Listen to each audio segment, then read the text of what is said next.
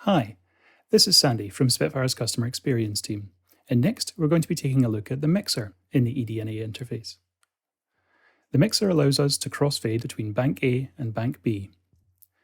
Any of the patches that have MW at the end will have mod wheel assignments made to the mixer.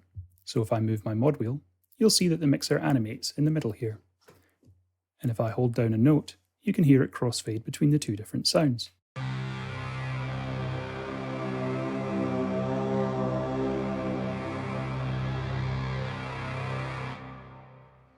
So far, so good.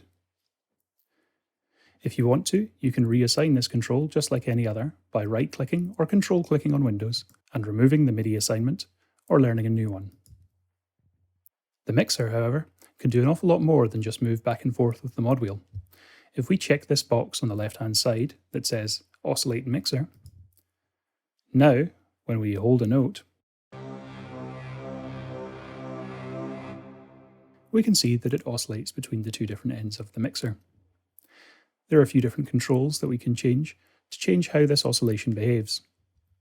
To the left of this mixer, this multiplier here will change how quickly the oscillation takes place.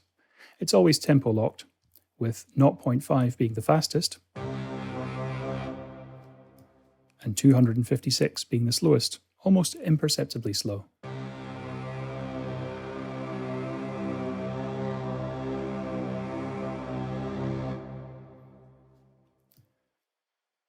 I'll set that back to 1 for now. At either side of the mixer, we have two small faders, which we can click and drag up and down on, or we can MIDI assign, which will affect the depth of the oscillation. With these set to full, the sound will oscillate fully from left to right, so that you'll hear each sound individually at the peak of their oscillation. If I was to set these to, say, the halfway point on each,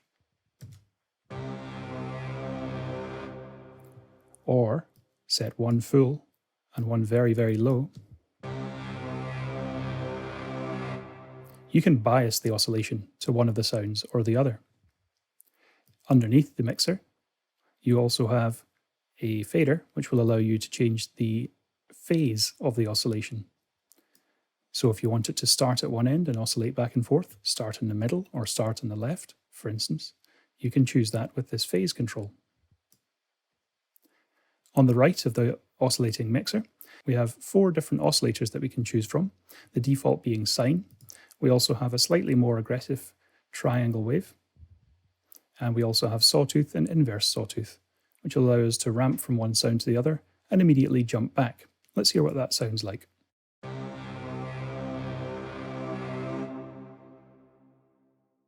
With stop on release enabled, the oscillation will only happen when the note is held, and when it's released, it'll stop. Let's hear what that sounds like.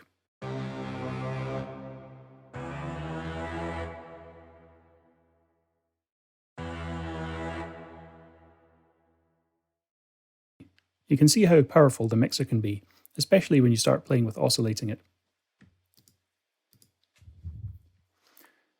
To take things a step further, you can MIDI assign almost all of these controls, including the speed of this oscillation, just by right-clicking or control-clicking on Windows.